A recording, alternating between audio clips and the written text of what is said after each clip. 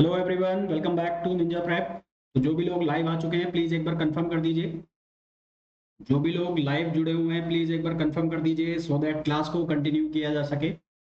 Language and dynamics का आज lecture number होगा सेकंड, जिसके अंदर हम डिस्कस करेंगे डिग्री ऑफ फ्रीडम को, जनरलाइज कोऑर्डिनेट्स को, और जो कंस्ट्रेंट हमारे पास बच गए थे उनको हम डिस्कस करेंगे। जो भी लोग लाइव आ चुके हैं सबसे पहले प्लीज एक बार कंफर्म कर दीजिए जो भी लाइव आ चुके हैं।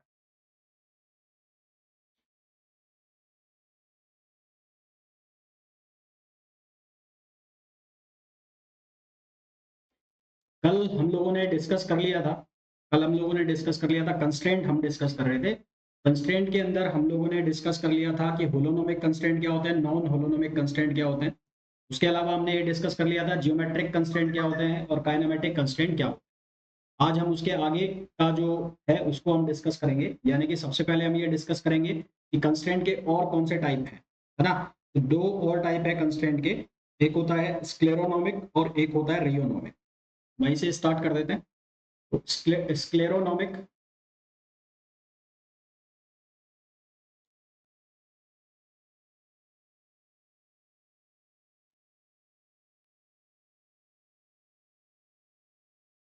स्क्लेरोनोमिक स्क्लेरोनोमिक एंड, मेरी वॉइस आ रही है क्या आप लोगों को?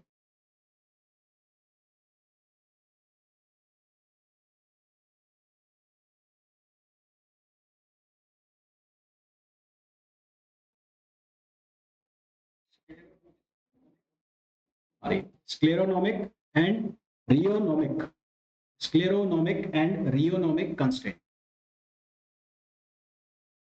स्क्लेरोनोमिक एंड रियोनोमिक कंस्ट्रेंट, है ना। कल तक हम लोग डिस्कस कर चुके हैं, कल तक हमने डिस्कस कर लिया कि जियोमेट्रिक कंस्ट्रेंट क्या होता है, काइनेमेटिक कंस्ट्रेंट क्या होते हैं, उसके अलावा होलोनोमिक नॉन होलोनोमिक क्या होते हैं। आज हम डिस्कस करेंगे सबसे पहले स्क्लेरोनोमिक एंड रियोनोमिक कंस्ट्रेंट क्या होते हैं। स्क्लेरो जो शब्द है, स्क्लेरो स्क्लेरो स्क्लेरो जो वर्ड है उसका मीनिंग होता है रिजिड, इसका मीनिंग होता है रिजिड। और रियो जो वर्ड है, रियो, उस रियो वर्ड का मीनिंग होता है रनिंग, इसका मीनिंग होता है रनिंग। इसी तरह से एक वर्ड होता है एक्सप्लिसिट, एक्सप्लिसिट, और एक होता है इम्प्लिसिट। एक शब्द होता है एक्सप्लिसिट और एक होता है इम्प्लिसिट। एक्सप्लिसिट का मतलब होता है जब कोई फंक्शन टाइम पे सीधा सीधा डिपेंड कर रहा हो, जब कोई फंक्शन टाइम पे सीधा सीधा डिपेंड कर रहा हो then it is non as explicit function. Implicit function का मतलब होता है जब कोई फंक्शन टाइम पे इनडायरेक्टली डिपेंडेंट कर रहा हो, जब कोई फंक्शन टाइम पे इनडायरेक्टली डिपेंड कर रहा हो तो उसको हम कहते हैं इम्प्लिसिट। तो यहां पर जो है वो फंक्शन डायरेक्टली डिपेंड कर रहा है, फंक्शन डायरेक्टली डिपेंड कर रहा है, directly depend on time, depend on time, तो उसको हम नाम देते हैं एक्सप्लिसिट। और यदि वो इनडायरेक्टली डिपेंड करता है, मतलब यहाँ पर एक्स वाई जेड लिखा है, एक्स इनडायरेक्टली डिपेंड कर रहा है टी पर यानी कि टाइम पर, वाई इनडायरेक्टली डिपेंड कर रहा है टाइम पर, जेड इनडायरेक्टली डिपेंड कर रहा है टाइम पर, तो function function indirectly depends on time, तो उसको हम कहते हैं इम्प्लिसिट फंक्शन। तो इसका रियोनोमिक और स्क्लेरोनोमिक से क्या लेना देना है? तो यदि इक्वेशन ऑफ कंस्ट्रेंट, जो कंस्ट्रेंट की इक्वेशन बनती है उसके अंदर टाइम नहीं है, उसके अंदर टाइम का कोई भी फैक्टर नहीं है, ठीक है, या ऐसा कह लो कि कंस्ट्रेंट ऑफ जो जो इक्वेशन ऑफ कंस्ट्रेंट है वो does not involve time explicitly, does not involve time explicitly, मतलब टाइम उसमें सीधा सीधा प्रेजेंट नहीं है, इम्प्लिसिटली उसमें टाइम प्रेजेंट है। तो ऐसा जो कंस्ट्रेंट है उसको हम स्क्लेरोनोमिक कहते हैं, ठीक है। तो if equation of constraint, if equation of constraint does not involve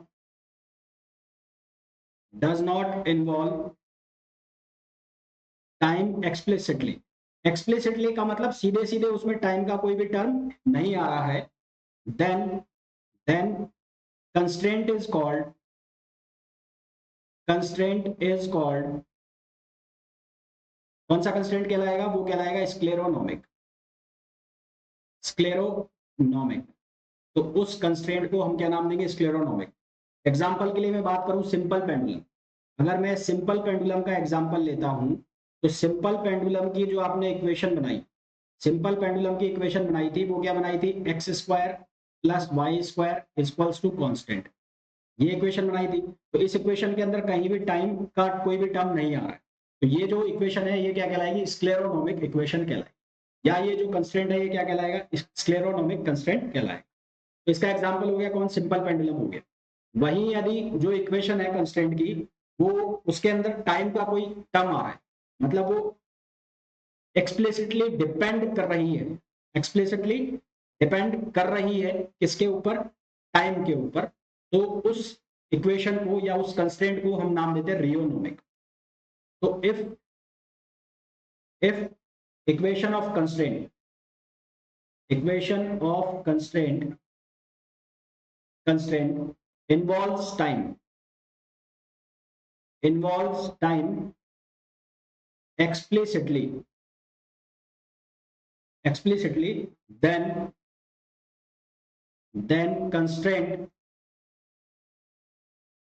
constraint is said to be reonomic, constraint is said to be rheonomic. तो जो कंस्ट्रेंट है उसको हम क्या नाम देंगे? रियोनोमिक नाम देंगे। एग्जाम्पल के लिए अगर मैं बात करूं तो एग्जाम्पल इसका क्या हो जाएगा? Simple pendulum with oscillating support, simple pendulum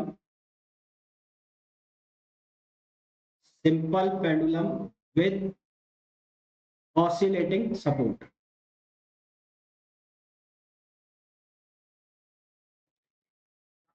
ये क्या मतलब हुआ इसका? इसका मतलब ये हुआ कि मान लो आपके पास यहां पर कोई ऐसे एक्सेस है, और ये एक्सेस है वाई, ये एक्सेस है एक्स और ये है वाई। यहाँ पर मैंने कोई पेंडुलम अटैच किया हुआ है यहाँ इस तरह से। तो ये पेंडुलम का जो टाइम के रेस्पेक्ट में ये वेरी कर रहा है ना, ये बॉब है इसका, और यहाँ पर ये जो डिस्टेंस है, ये डिस्टेंस गिवन है हमें एक्स, और ये जो इक्वेशन ऑफ कंस्ट्रेंट है एक्स की वैल्यू ये हमें दी है ए कॉस ओमेगा टी, ए कॉस ओमेगा टी।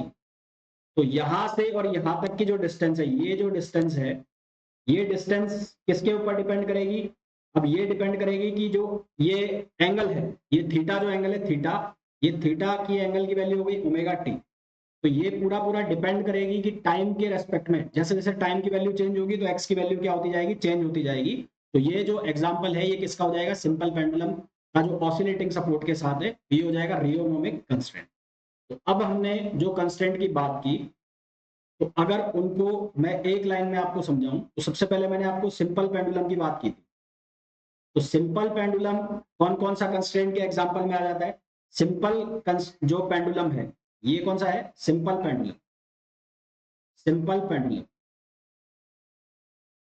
तो सिंपल पेंडुलम सबसे पहला तो कौन सा हो गया? जियोमेट्रिक,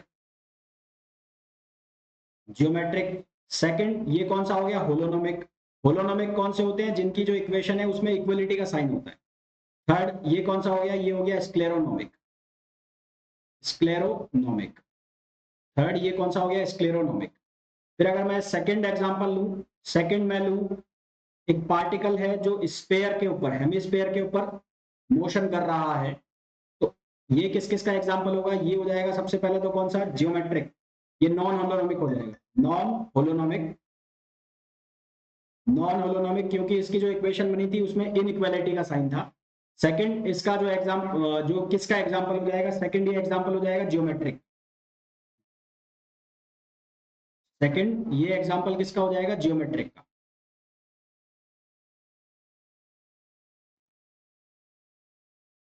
एक मिनट हो जाएगा।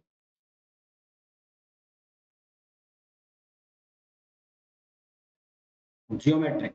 और थर्ड ये एग्जांपल हो जाएगा किसका? स्क्लेरोनोमिक। ठीक है, फिर और फर्दर एग्जांपल डिस्कस करें तो थर्ड एग्जांपल हो गया हमारे पास एक रोलिंग सिलेंडर,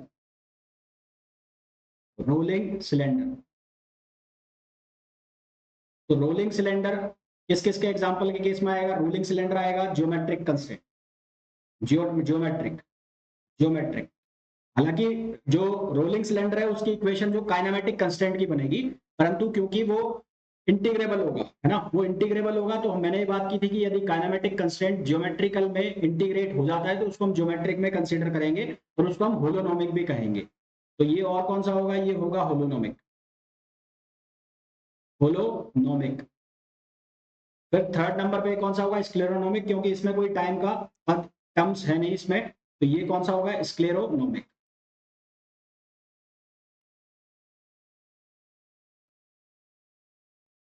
फोर्थ नंबर पे अगर हम बात करें तो rolling disc, rolling disc. Rolling disc किस किस का एग्जांपल हो जाएगा? रोलिंग डिस्क होगा काइनेमेटिक कंस्ट्रेंट, काइनेमेटिक। फिर ये कौन सा होगा? ये होगा नॉन होलोनोमिक, नॉन होलोनोमिक। फिर ये कौन सा होगा? ये होगा स्क्लेरोनोमिक।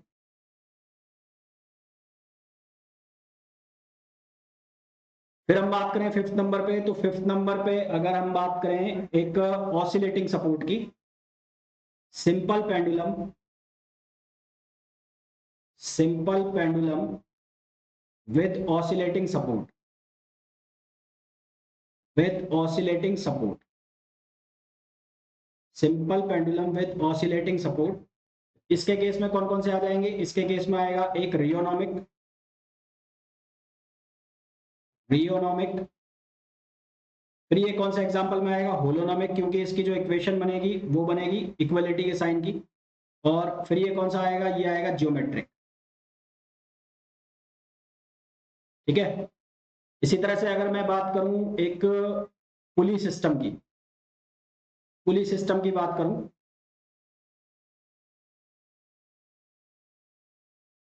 तो ये कौन कौन सा एग्जांपल में आएगा? ये बनेगा हमारे पास होलोनोमिक,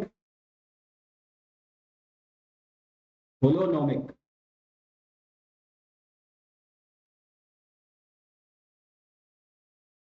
फिर होलोनोमिक है, फिर आएगा ये ज्योमेट्रिक, और ये कौन सा बनेगा? स्क्लेरोनोमिक। ठीक है। तो जो क्वेश्चंस आपसे पूछे जाएंगे वो इस तरह से पूछे जाएंगे कि simple pendulum is the example of which of the following constant, जो particle on a semi semi sphere या सेमी हेमिस्फेयर या hemisphere is example of which of the following example, rolling cylinder is example of which of the following constraint, rolling disc is example of which of following constraint, simple pendulum with oscillating support is example of following constraint।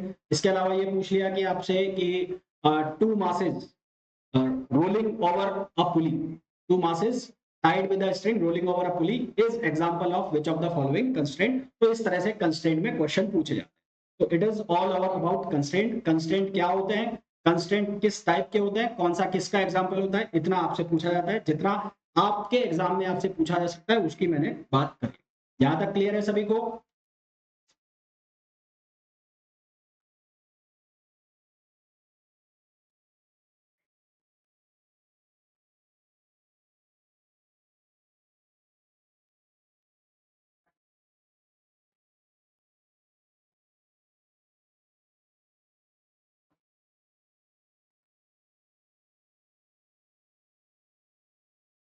हाँ ना, बोलते जाओ यार।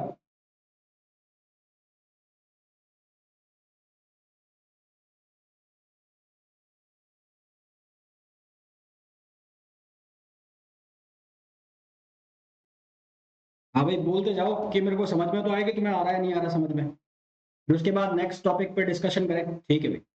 Next topic हमारा आ जाता है generalise coordinate and degree of freedom.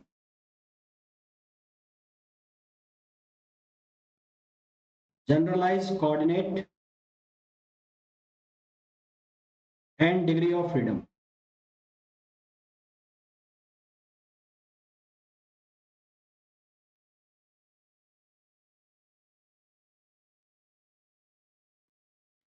देखो, जनरलाइज कोऑर्डिनेट क्या होते हैं, सबसे पहले उसको मैं डिस्कस कर लेता हूं। तो यहां डिस्कस कर लेते हैं side.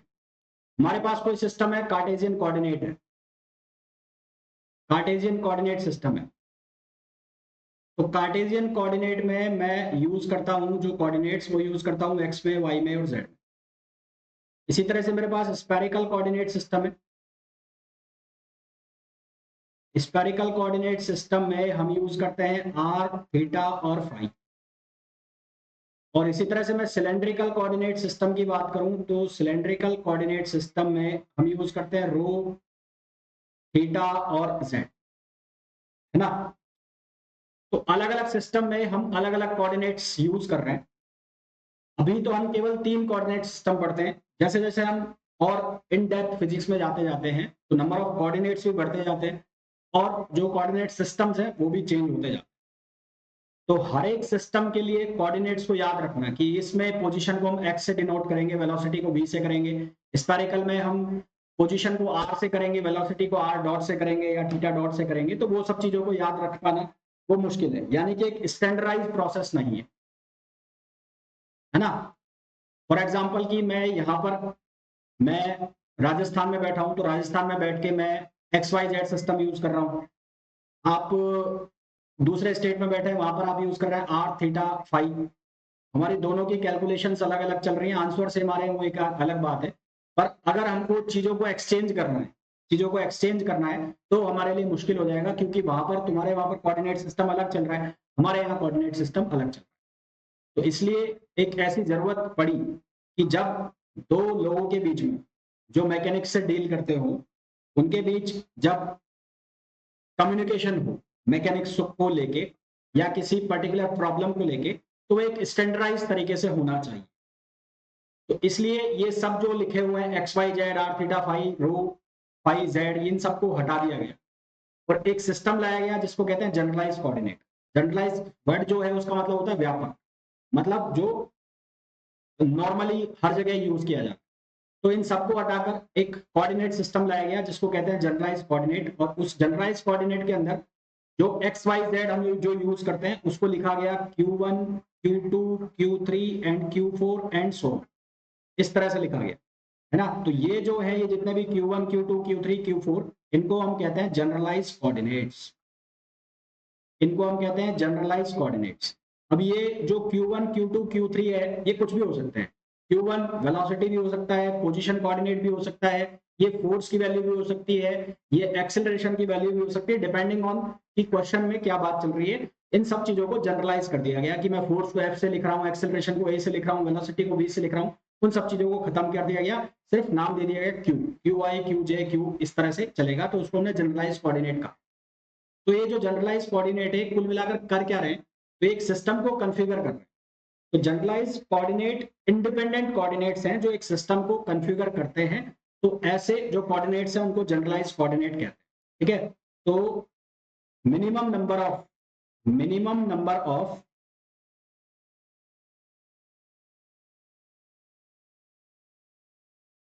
Minimum number of independent coordinates independent coordinates minimum number of independent coordinates to configure the dynamic system, to configure the dynamic system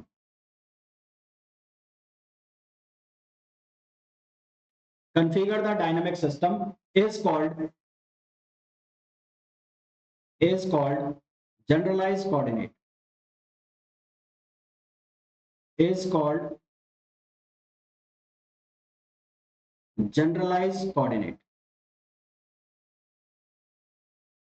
है ना। उनको हम क्या नाम देते हैं, जनरलाइज कोऑर्डिनेट नाम देते हैं। अब एक बहुत इंपॉर्टेंट चीज मैं लिख रहा हूं, नोट लगा के लिख रहा हूं, वो आपको याद रखनी है। For holonomic system, for holonomic system generalize coordinates को मैं लिखूंगा जीसी से। जनरलाइज कोऑर्डिनेट्स को हम लिखेंगे जीसी से और ये बराबर होगा एन के। इसको हम डिनोट करेंगे किससे, एन से। और ये बराबर होगा degree of freedom, degree of freedom. तो होलोनोमिक सिस्टम के लिए जनरलाइज कोऑर्डिनेट और डिग्री ऑफ फ्रीडम जो है वो इक्वल होंगे। होलोनोमिक सिस्टम के लिए जनरलाइज कोऑर्डिनेट या होलोनोमिक कंस्ट्रेंट्स के लिए जनरलाइज कोऑर्डिनेट और डिग्री ऑफ फ्रीडम बराबर होंगे। यानी कि दोनों की डेफिनेशन सेम हो जाएगी। और for non holonomic, for non holonomic, for non holonomic generalize coordinates जो है वो ज्यादा होंगे किससे, डिग्री ऑफ फ्रीडम से।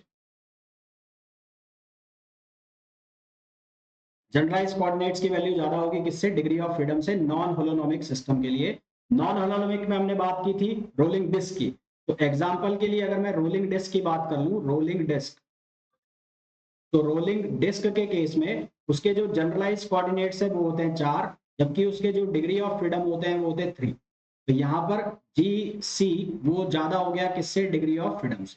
तो आप ये चीजें याद रखेंगे, ये सीधे सीधे बुलेट पॉइंट्स हैं जो एग्जाम में क्वेश्चन बन जाते हैं कि जो डिग्री ऑफ फ्रीडम है वो होलोनोमिक सिस्टम के लिए जनरलाइज कोऑर्डिनेट और डिग्री ऑफ फ्रीडम में क्या रिलेशन होता है, या नॉन होलोनोमिक सिस्टम के लिए जनरलाइज कोऑर्डिनेट और डिग्री ऑफ फ्रीडम में क्या relation. Is it clear?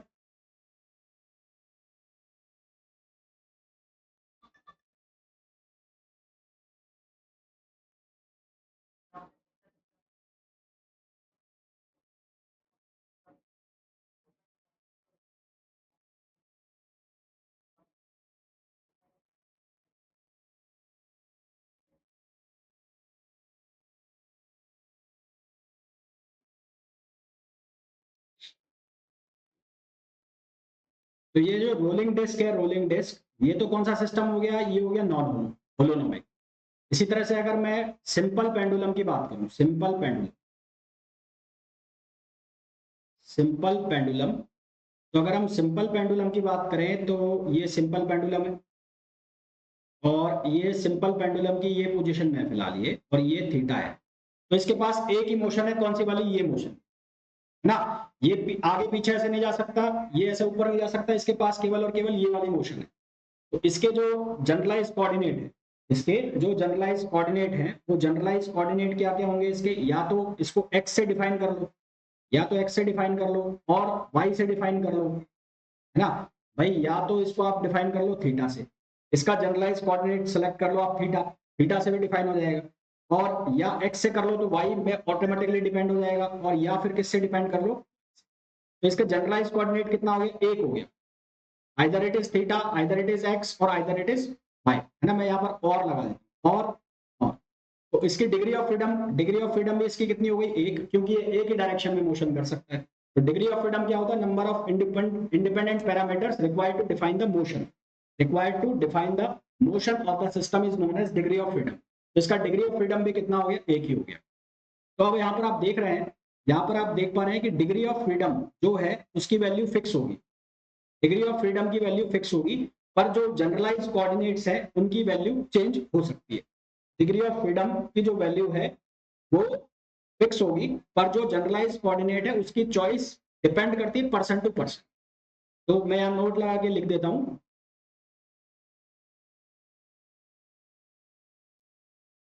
Degree of freedom of particular problem, degree of freedom of particular particular problem और सिस्टम इज फिक्स्ड, ये फिक्स होगा, ठीक है। यानी कि same for everyone, is same for everyone, ऐसा लिख दूं वो ज्यादा सही होगा, is same for everyone,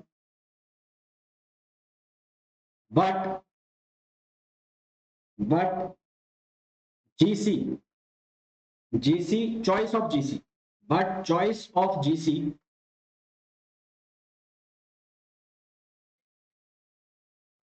choice of GC depends on person, depend on person. यानी कि जनरलाइज कोऑर्डिनेट डिपेंड करेगा कि कोई पर्सन एक्स ले रहा है, कोई वाई ले रहा है, कोई थीटा ले रहा है, पर ओवरऑल केस में डिग्री ऑफ फ्रीडम तो क्या आएगा, एक ही आएगा, है ना। तो डिग्री ऑफ फ्रीडम क्या होता है, जनरलाइज कोऑर्डिनेट क्या होता है, ये मेरे हिसाब से अच्छे से आप समझ गए होंगे। अब मैं बात करूंगा डिग्री ऑफ फ्रीडम एक 3 डायमेंशन सिस्टम के लिए। तो degree of freedom, degree of freedom for 3 dimensional system,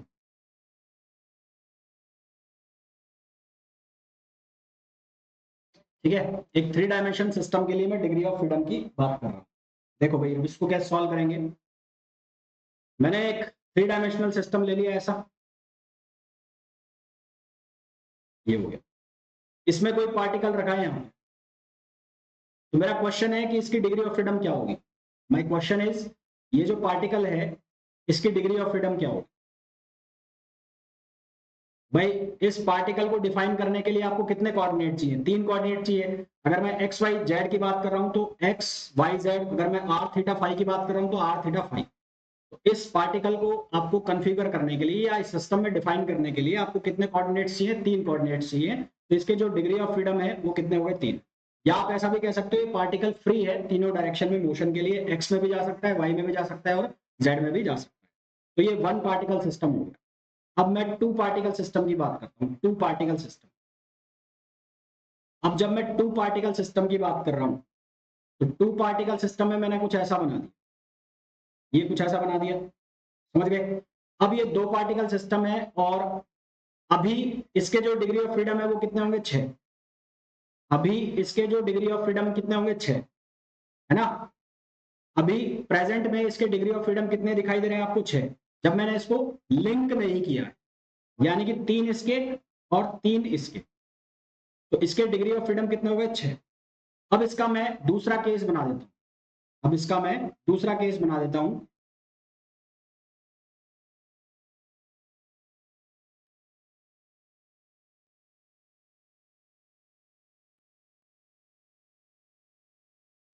अब मैंने इसको ऐसे लिंक कर दिया।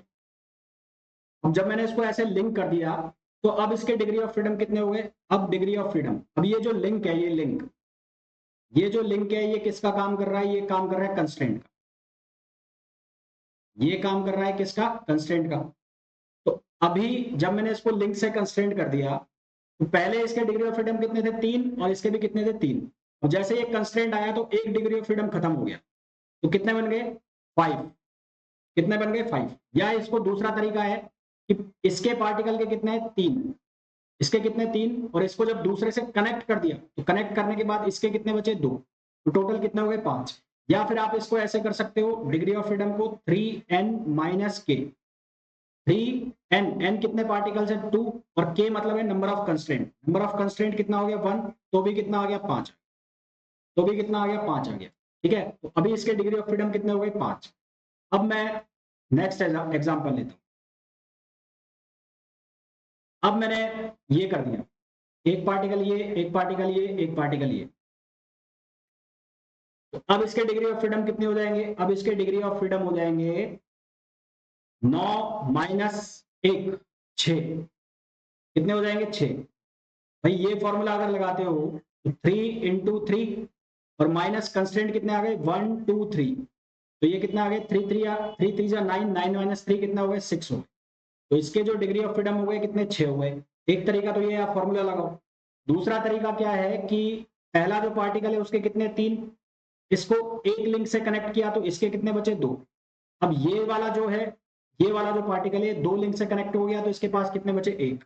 तो टोटल कितने हो गए, 3 और 2 5 और 1 6। तो इसके डिग्री ऑफ फ्रीडम कितने आ गए, 6।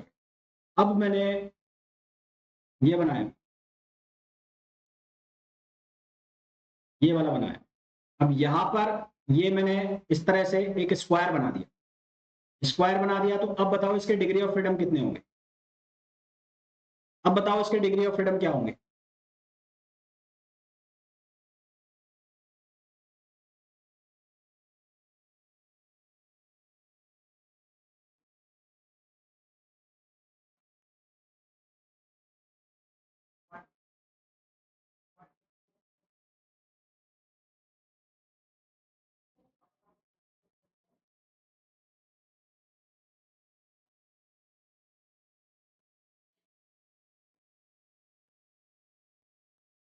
8 होंगे ही नहीं डिग्री ऑफ फ्रीडम, 6 जाएंगे मैक्सिमम, 6 जाएंगे, 6 से ज्यादा जाएंगे नहीं। अब अगर आप ये फॉर्मूला लगाते हो 3n-1, 3n-k, इस फॉर्मूला के अकॉर्डिंग कितना आएगा, 3 × 4 पार्टिकल्स है तो 4 दिया 12, और 4 लिंक आपने जोड़े तो ये 8 आ रहा है, जो कि हो गया गलत, गलत हो गया। क्यों गलत, क्यों हो गया, देखो गलत इसलिए हो गया कि भाई इस पार्टिकल के डिग्री ऑफ फ्रीडम कितने, 3, ये एक लिंक से कनेक्टेड है तो इसके कितने हो गए 2। फिर इस पार्टिकल की बात करो, ये 2 लिंक से कनेक्टेड है तो कितना हो गया इसका 1। और अब ये जो पार्टिकल है ये किस भाई, इसके 3 इसके 2, इसके कितने हुए 1, तो इसके बाद 1 के बाद कितना होगा 0। तो total number of degree of freedom कितने आ रहे हैं 3, 2 5 और 1 6। तो टोटल डिग्री ऑफ फ्रीडम कितने आ रहे हैं 6। और इस फॉर्मूला से आ रहे हैं 8। तो इसका मतलब इस फॉर्मूला को करेक्ट करना पड़ेगा। करेक्ट करने के लिए इसके 2 कंस्ट्रेंट और बनाने पड़ेंगे। तो 2 कंस्ट्रेंट कौन से बनाएंगे, ये 2 कंस्ट्रेंट और बनाएंगे, ये 2 कंस्ट्रेंट और बनाएंगे। अब जब मैं ये फॉर्मूला लगाऊंगा 3n माइनस के, तो 3 इंटू 4 माइनस, अब कंस्ट्रेंट कितने हो जाएंगे 6। तो अब आंसर आ जाएगा 6। तो पहले जब मैंने स्क्वायर बनाया था तो उससे अगर मैं फॉर्मूला लगाऊं तो फॉर्मूला से आंसर नहीं आएगा। फॉर्मूला को करेक्ट करने के लिए मेरे को 2 कंस्ट्रेंट और बनाने पड़े। तो इसलिए इट इज बेटर कि आप ऐसे करो कि एक पार्टिकल का 3, फिर उसको एक लिंक से कनेक्ट कर दिया, फिर 2, फिर आगे वाले के फिर कितने बचा 1, फिर उससे आगे वाले का कितना बचा 0। एग्जाम्पल के लिए मैं आपको और बताऊं कि मैं 5 लिंक का एग्जाम्पल लेता हूं। 5 लिंक का मतलब मैंने ये बना दिया 1 2 3 4 और 5, ऐसे बना दिया।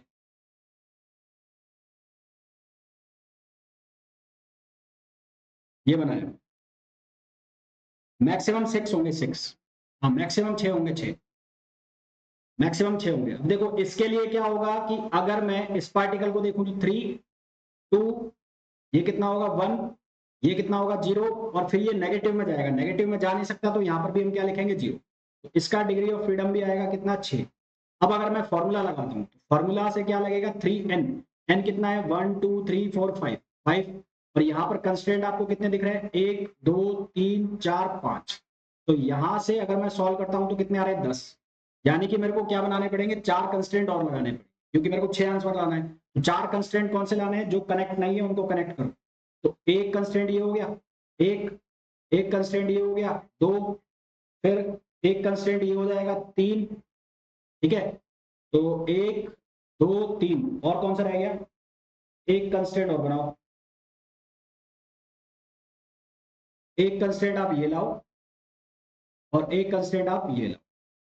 अब यहाँ पर कितने हो गए 5 या 15, और अब 15 और ये total number of constraint count करो आप, 1 2 3 4 5 6 7 6 7 8 9 10, है ना। तो टोटल नंबर ऑफ कंस्ट्रेंट जो है यहाँ पर, ये शायद कुछ गड़बड़ हो रही है।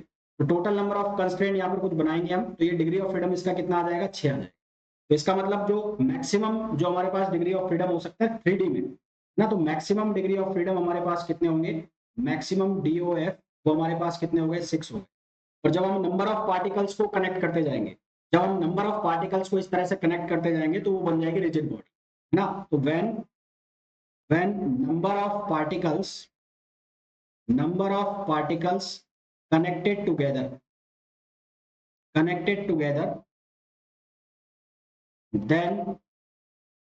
it will take the shape of rigid body। तो एक रिजिड बॉडी के लिए maximum number of degree of freedom जो होते हैं रिजिड बॉडी के लिए, तो for rigid body maximum degree of freedom कितने होंगे 6 होंगे। इससे कम भले ही हो सकते हैं, इससे ज्यादा नहीं हो सकते। कम डिपेंड करेगा कि वो किस पोजीशन में आपको दिया हो, है ना। इट इज पॉसिबल कि वो 6 से कम हो सकते, it is possible that it can be less than 6, it can be less than 6। वो 6 से कम हो सकते हैं। कैसे हो सकते हैं, जैसे कि मैं आपको एक कंपाउंड पेंडुलम का एग्जांपल दूं। कंपाउंड पेंडुलम,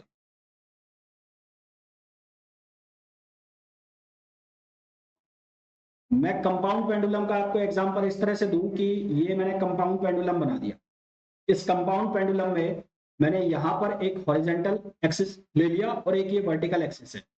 तो ये कंपाउंड पेंडुलम की जो मोशन है वो कौन सी मोशन है, केवल ये मोशन है।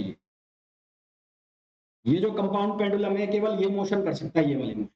तो साफ साफ दिख रहा है कि इसकी जो डिग्री ऑफ फ्रीडम है वो क्या है 1 है है ये रिजिड बॉडी, है ये रिजिड बॉडी, पर इसकी डिग्री ऑफ फ्रीडम क्या है, 1 है। ठीक है, इसी तरह से मैंने ये जो कंपाउंड पेंडुलम है या कोई रिजिड बॉडी है, इसी तरह से कोई रिजिड बॉडी है, ये एक रिजिड बॉडी है, और इस रिजिड बॉडी का मैंने एक पॉइंट फिक्स कर दिया, इस रिजिड बॉडी का मैंने एक पॉइंट फिक्स कर दिया। तो एक पॉइंट फिक्स करने से, एक पॉइंट फिक्स करने से क्या होगा, इसके डिग्री ऑफ फ्रीडम अब कितने हो गए, इसके डिग्री ऑफ फ्रीडम हो गए 3। when one point of rigid body is fixed, when one point of rigid body is fixed, क्योंकि जब मैंने इसका एक पॉइंट फिक्स कर दिया तो हॉरिजॉन्टल मोशन इसका बंद हो गया, वर्टिकल मोशन इसका बंद हो गया, और इसका जो जेड डायरेक्शन में मोशन है वो सारे बंद हो गए। अब ये क्या कर सकती है, केवल ये एक्स के अबाउट रोटेट कर सकती है, ये वाई के अबाउट रोटेट इसको करा लो, आप इसको जेड के अबाउट रोटेट करा लो, तो ये इसके पास 3 मोशन है, या तो ऐसे घुमा लो, या इसको वाई के अबाउट घुमा लो, या इसको जेड के अबाउट। रिजिड बॉडी का एक पॉइंट फिक्स किया तो उसकी जो डिग्री ऑफ फ्रीडम हो गई वो हो गए 3। और इसी तरह से रिजिड बॉडी के यदि आप 2 पॉइंट फिक्स कर दो, यदि रिजिड बॉडी के आप 2 पॉइंट फिक्स कर दो, यानी कि एक पॉइंट ये फिक्स कर दिया और एक पॉइंट ये फिक्स कर दिया, 2 पॉइंट फिक्स। अब इसके 2 पॉइंट फिक्स कर दिए तो इसका डिग्री ऑफ फ्रीडम क्या रह जाएगा, 1 रह जाएगा, क्योंकि केवल ये एक ही डायरेक्शन में रोटेट कर पाएगी, इसके ट्रांसलेशन मोशन क्या हो जाएंगे, बंद हो जाएंगे, तो इसका जो डिग्री ऑफ फ्रीडम हो जाएगा वो क्या हो जाएगा, 1 हो जाएगा। ठीक है, तो it is all about degree of freedom in 3 dimension. 3 dimension में जो डिग्री ऑफ फ्रीडम है वो किस तरह से हमें डील करना है, वो मेरे हिसाब से आप लोगों को समझ में आ गया। अब मैं बात करूंगा degree of freedom in plane. Degree of freedom in plane, plane का मतलब है 2 डायमेंशन, 2D की मैं बात कर रहा हूं। तो 2D के केस में क्या होगा कि हमारे पास एक प्लेन है, केवल एक प्लेन, एक प्लेन है। तो इस प्लेन के लिए हमारे पास एक पॉइंट है, इसका जो डिग्री ऑफ फ्रीडम है वो कितना हो जाएगा, अब हो जाएगा 2, क्योंकि हम प्लेन की बात कर रहे हैं और प्लेन में 2 डायमेंशन में चाहिए, 2 कोऑर्डिनेट्स चाहिए। अब अगर मैं 2 पार्टिकल सिस्टम लूं, 2 पार्टिकल सिस्टम लूं तो ये हो जाएगा ऐसा, तो ये हो जाएगा 2 और ये हो जाएगा 1, तो इसका जो डिग्री ऑफ फ्रीडम है वो कितना हो जाएगा, 3। और अगर आप फॉर्मूला बनाना चाहो इसके लिए तो फॉर्मूला बनेगा 2n माइनस के, 2n माइनस के, n हो गया number of particles, 2 multiply by 2, 2 multiply by 2 4, minus एक कंस्टेंट कितना आ गया, 4 माइनस 1 3 आ गया। अगर आप 3 पार्टिकल का सिस्टम लोगे, 1 2 और 3, तो ये कितना हो जाएगा, 2 और ये 1 और ये 0। इसका मतलब यहां पर जो मैक्सिमम डिग्री ऑफ फ्रीडम है वो कितना होगा, 3 होगा। दैट मीन्स कि यहां पर जो मैक्सिमम डिग्री ऑफ फ्रीडम है वो कितना होगा, 3 होगा। इसके केस में 2 डायमेंशन के केस में, क्योंकि अगर आप फॉर्मूला लगाते हो तो 2 इंटू 3 माइनस 3, तो ये हो गया 6 माइनस 3 कितना हो गया, 3। 4 पार्टिकल सिस्टम का अगर आप अरेंजमेंट करते हो, 1 2 3 और 4, तो ये कितना हो जाएगा, ये हो जाएगा 2 1 0 और 0, तो ये डिग्री ऑफ फ्रीडम भी कितना आएगा, ये भी कितना आएगा, 3 आएगा।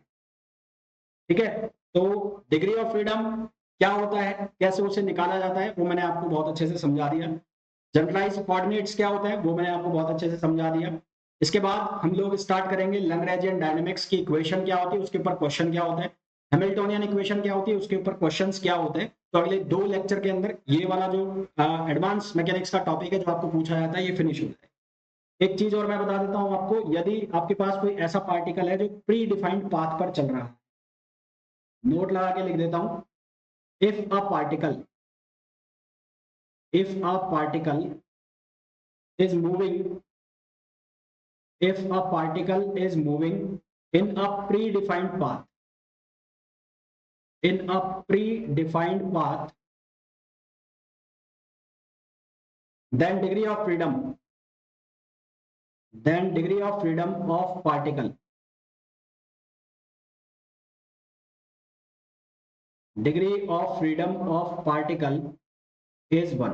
तो उस पार्टिकल की जो डिग्री ऑफ फ्रीडम है वो क्या होगी, 1 होगी।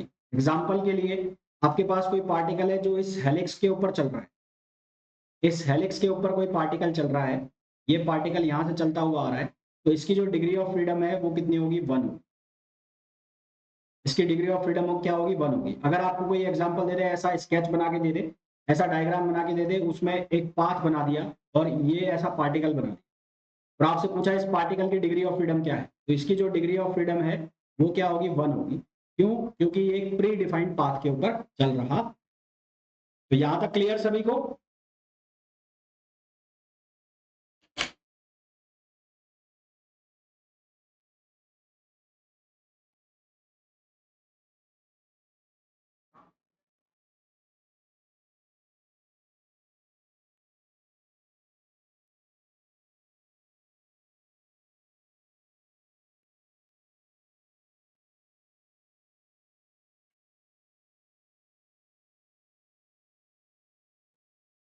ठीक है, तो कल से हम स्टार्ट करेंगे लैग्रेंजियन डायनामिक्स।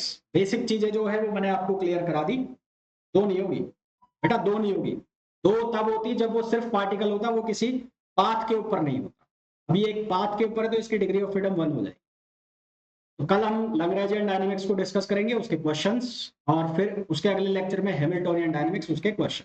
इतना ही आपसे एडवांस में पूछा जाता है और मेरे हिसाब से वो बहुत अच्छे से आपको क्लियर हो गया। ठीक है, नेक्स्ट लेक्चर में मिलते हैं। Till then, thank you.